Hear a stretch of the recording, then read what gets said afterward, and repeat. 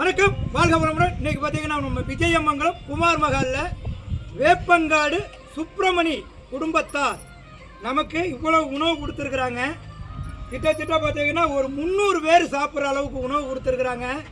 அவங்க குடும்பம் பல்லாண்டு பல நூறாண்டு நல்லா இருக்கிறதுக்கு எல்லாமெல்லாம் இறைவனை வேண்டுகிறேன். நன்றி.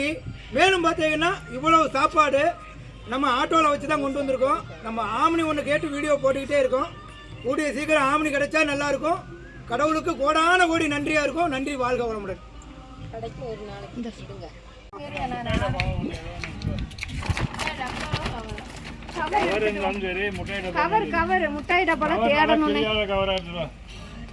குழம்பு தம்பிக்கு புளி குழம்பு.